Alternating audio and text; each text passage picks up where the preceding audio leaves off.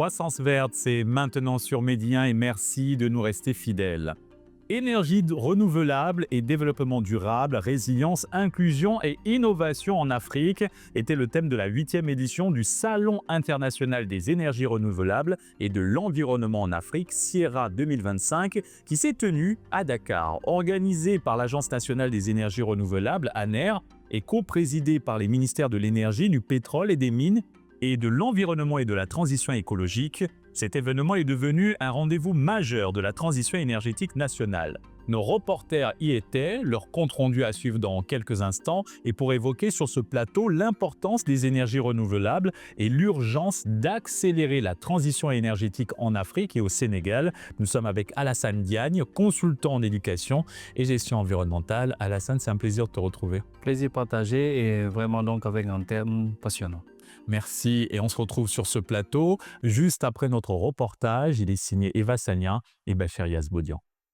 La 8e édition du Salon international des énergies renouvelables et de l'environnement en Afrique, Sierra, s'est ouverte à Dakar, sous le thème « Énergie renouvelable et développement durable, résilience, inclusion et innovation en Afrique ».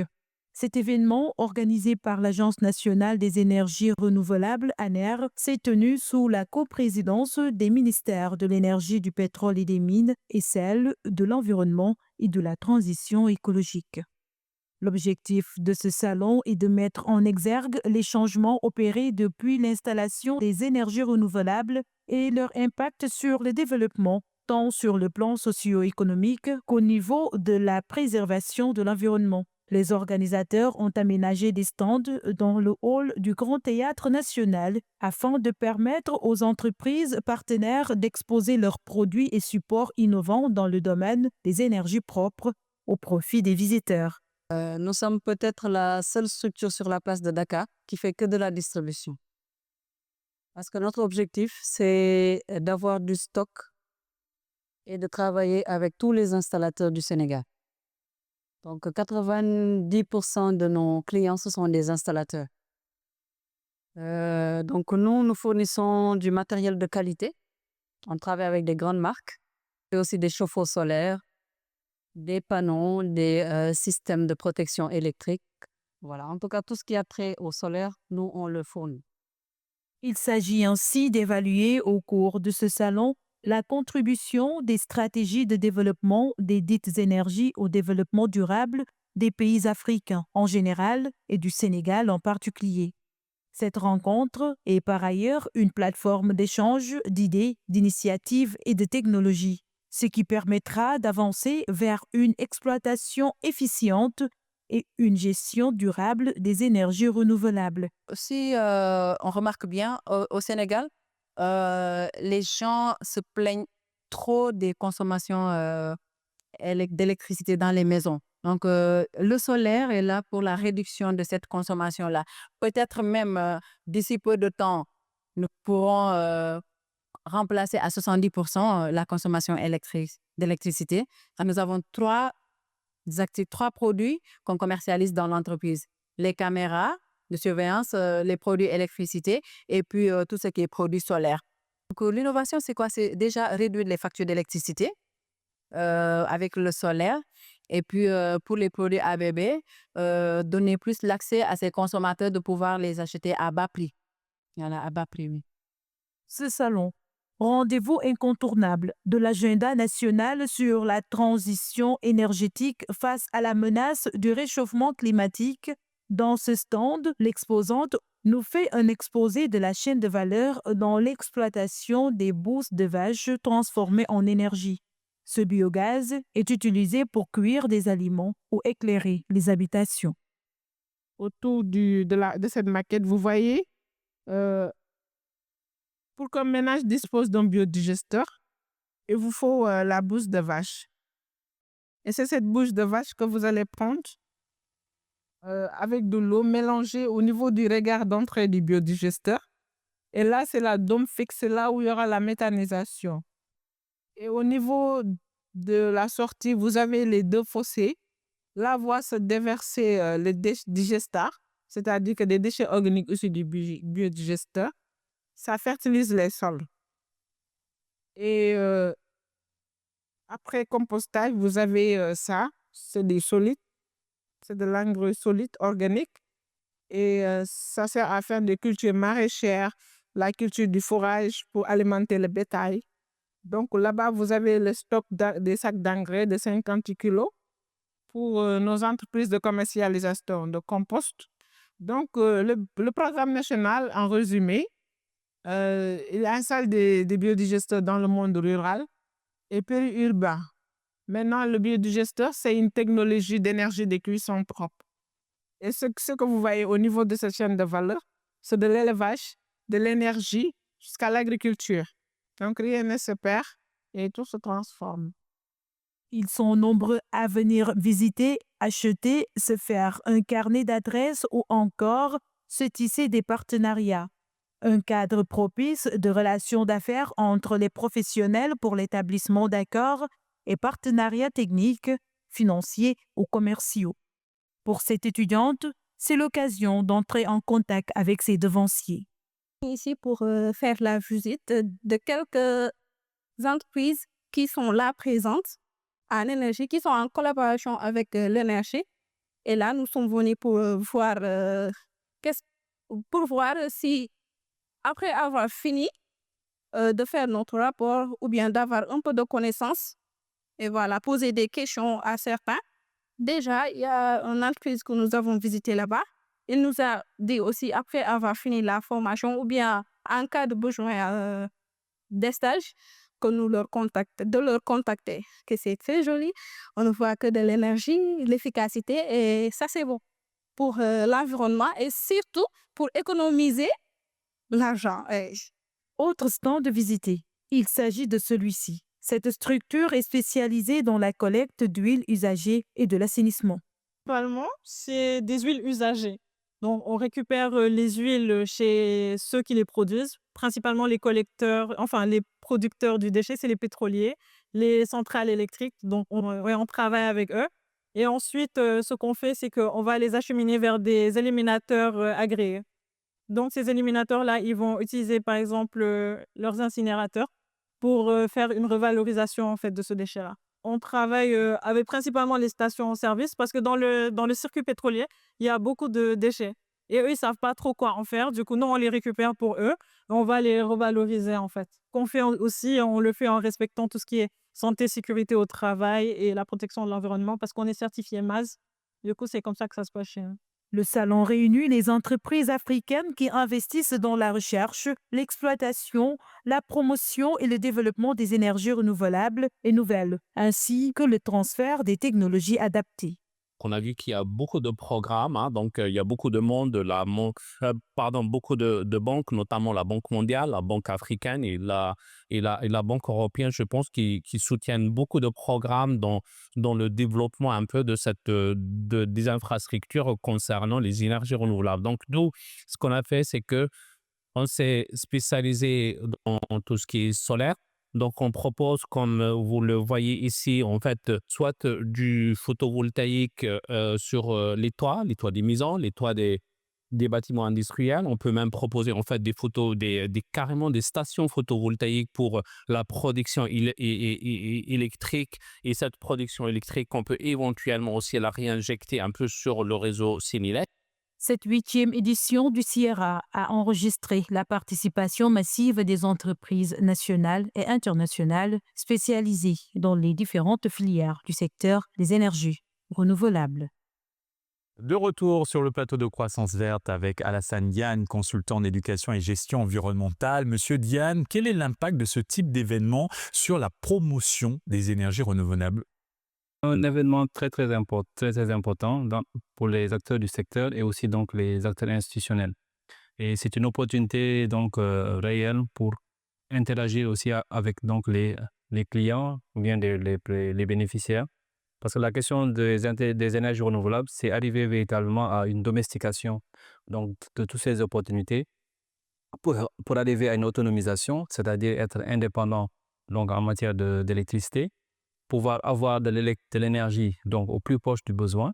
Et là, lorsqu'on voit tout le potentiel en matière donc d'offres de produits et aussi donc les combinaisons qui peuvent être faites, Aujourd'hui, si on fait une combinaison donc de solaire et de biogaz, on peut arriver carrément à être autonome à 100%. Ça veut dire que le solaire peut être utilisé pour l'éclairage et autres. Le biogaz peut être utilisé pour la cuisson, même aussi pour la conservation, donc avec des frigos, ou qui peut utiliser le gaz. Oui, c'est vrai, nous avons vu d'incroyables innovations lors de ces expositions. À travers ce reportage, il y en avait bien d'autres. Quel regard portez-vous sur l'ensemble de ces innovations? Aujourd'hui, le secteur est en pleine effervescence. Il y a une diversité donc de produits. Les produits aussi sont devenus plus adaptés aux consommateurs, c'est-à-dire qu'on a des usages domestiques, des usages semi-collectifs et collectifs, et puis aussi donc de grandes centrales de production d'électricité. Maintenant, dans ce secteur, il y a différents acteurs. Il y a des installateurs, il y a des commerciaux, il y a des bureaux d'études, il y a aussi donc les ingénieurs. Donc, ça veut dire qu'il y a toute une chaîne de métiers aujourd'hui autour dans le secteur des énergies renouvelables. Le côté institutionnel aussi est bien réglementé. Le Sénégal, carrément, est un pays donc bien en avance sur tout ce qui est cadre légal réglementaire dans le secteur des énergies renouvelables en Afrique, et aussi de l'intégration même donc du potentiel donc de production d'électricité à travers les sources d'énergie renouvelable, le solaire, l'éolienne, les grandes centrales comme Taïba Ndiaye, la première centrale donc de Bokhol aussi. Donc pour dire qu'aujourd'hui c'est bien intégré dans donc le productif donc disponible avec la Société nationale d'électricité. Quelle lecture faites-vous de l'engagement de plus en plus croissant du Sénégal à renforcer son mix énergétique à travers l'installation de centrales solaires, éoliennes, hydrauliques entre autres? La question fondamentale, c'est un accès universel à l'électricité. Il faut arriver à ce que partout au Sénégal, où qu'on puisse se trouver, qu'on ait donc de l'électricité. Aujourd'hui, il faut prendre l'électricité non pas comme un produit de confort, mais c'est un droit humain. Et il faut que chaque personne au Sénégal puisse avoir accès à l'énergie, à l'électricité. Maintenant, c'est comment arriver à développer une stratégie pour que des localités qui sont carrément depuis plusieurs années, 30 ans, 40 ans, on n'a même pas vu un poteau. Donc, le taux d'électrification rurale doit aussi donc être amélioré. Certaines localités, jusqu'à aujourd'hui, ne sont pas donc bien fournies en électricité. Il y a aussi donc tous les investissements autour, parce que l'électricité coûte cher. Donc, il faut arriver aussi qu'on ait des mécanismes de financement et d'accompagnement donc, du secteur des énergies renouvelables. Vous êtes très impliqué dans le secteur des énergies renouvelables. Justement, en ce moment, vous développez une solution novatrice avec vos partenaires pour produire de l'énergie propre basée sur le processus d'Archimède. Qu'en est-il de cette technologie? Peut-on en savoir un peu plus? On a vraiment eu la chance de l'introduire au Sénégal et aussi en Afrique, dans certains pays comme la Guinée-Conakry, le Mali, et même donc au niveau du Cameroun. La technologie appelée donc centrale cinétique KPP, Kinetic Power Plant, qui fonctionne selon le principe de la poussée d'Archimède. L'avantage de cette technologie, c'est que déjà, il n'y a pas de tension foncière. Donc sur une surface de 2 hectares, nous pouvons arriver à mettre une centrale de 100 MW. Nous avons de l'électricité donc produite 24 heures sur 24 sans intermittence. C'est de l'eau de l'air. C'est par bloc de 500 kV donc en série. Et là, c'est des puits où on met donc un système donc avec des ballasts qui se remplissent d'eau, arrivé au fond du puits comme un ballon que vous avez dans une piscine. Si vous lâchez, ça remonte. Donc selon le principe de la poussée d'Archimède, donc le mouvement est perpétuel, fait tourner donc un moteur asynchrone et maintenant on a de l'électricité 24 heures sur 24. Aujourd'hui, nous avons la chance que ce soit bien intégré, bien connu par pratiquement les acteurs institutionnels. Et nous sommes en phase d'aller dans le sens de réaliser la première centrale en Afrique de l'Ouest. Et comment se passe la collaboration avec le pouvoir public, les autorités publiques pour implanter cette technologie sur le territoire national au Sénégal ou dans la sous-région? On a vraiment donc un accompagnement vraiment institutionnel sérieux, de la part du ministère, de la part donc au niveau des agences aussi. Nous avons été à l'ASER pour dire que véritablement il y a un regard, et d'autant plus qu'il y a une grande motivation, et aussi donc là le fait qu'il y a un département dédié aux énergies renouvelables aussi donc au niveau du ministère. Et quels sont vos rapports justement avec ce département des énergies renouvelables? Comment travaillez-vous de concert pour faire avancer le mix énergétique? C'est très important lorsqu'on est porteur de projet d'être au fait des dernières modifications, surtout en matière de texte et de réglementation. Aujourd'hui, il y a beaucoup de projets qui sont lancés. Ce sont essentiellement donc des appels d'offres. Mais si vous faites, par exemple, une offre spontanée, il faut vous conformer aux textes et règlements. Donc, le code des marchés et autres, surtout le code de l'électricité. Et aujourd'hui, il faut se coller à la politique nationale. Donc, quels sont les objectifs à atteindre à court, moyen et long terme. Aujourd'hui, on a une forte intégration donc, des sources de production d'énergie. Il y a aussi donc les projets hybrides, comme donc le gaz to power. On a inauguré récemment donc cette centrale de 300 MW qui est donc annoncée à commencer à injecter 127 MW. Aujourd'hui, on doit aussi développer un mix énergétique avec les énergies renouvelables en tant que tel. Aujourd'hui, quels sont les défis à relever pour faire du mix énergétique une réalité concrète pour les populations africaines? Aujourd'hui, il faut s'investir dans l'industrie. C'est-à-dire qu'il faut qu'on trouve un mécanisme pour pouvoir faire le matériel ici. C'est-à-dire puisqu'on arrive à avoir une unité de production donc de ces outils, qu'on ait donc les panneaux photovoltaïques fabriqués ici, parce qu'il y a la possibilité de faire donc le solaire à concentration aussi, en utilisant aussi bien la chaleur que les photons. Donc, il faut qu'on développe une industrie dans le secteur des énergies renouvelables. Comment cette montée en puissance de l'adoption des énergies renouvelables peut-elle réduire la facture énergétique des ménages sénégalais pour que le grand public puisse comprendre l'importance de ce changement? Le Sénégal a la chance d'avoir une agence très dynamique, l'Agence d'économie de métiers d'énergie, qui tout récemment a lancé donc le programme donc des gestionnaires donc de l'énergie. Aujourd'hui, c'est une éducation, c'est une discipline à adopter qui doit commencer par l'individu donc lui-même.